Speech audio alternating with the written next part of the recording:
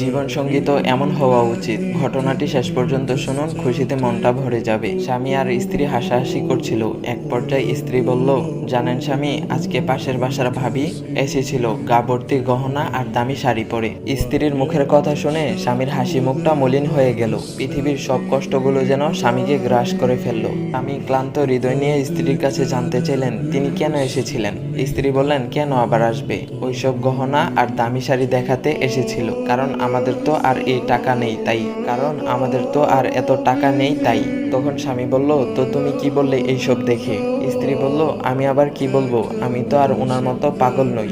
স্ত্রীর কথা শুনে অবাক হয়ে স্বামী বলল, পাগল মানে বুঝলাম না, একটু বুঝিয়ে বলো তো। তখন স্ত্রী বলল, শুনুন, উনি যে গহনাগুলো পরেছে তা তো হারাম টাকার কেনা।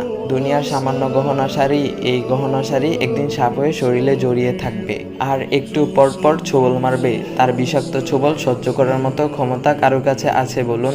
আমি দুনিয়ার হারাম টাকায় ভোগবিলাসিতা করতে চাই না। আমি চাই জান্নাতে আপনাকে নিয়ে জান্নাতের গহনা শাড়ি পরে ভোগবিলাসিতা করতে। আমি তো সেই দিনের অপেক্ষায় আছি।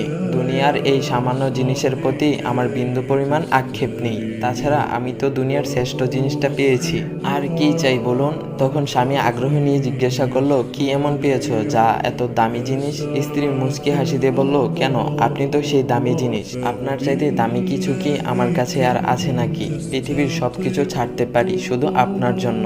স্ত্রীর কথা শুনে স্বামী তো অবাক হলোই, সাথে খুশি হলো অসম্ভব। দু চোখের পানি ছেড়ে দিয়ে বলল, জানি না মালিক তোমার কোন কাজের বিনিময়ে আমার জীবনসঙ্গী হিসেবে দিয়েছিলেন। সত্যি আজ আমি খুব গর্বিত তোমার মতো স্ত্রী পেয়ে। দুনিয়ার শ্রেষ্ঠ সম্পদ হলো একজন দিনদার স্বামীর জন্য একজন দিনদার স্ত্রী, আর একজন দিনদার স্ত্রীর জন্য একজন দিনদার স্বামী।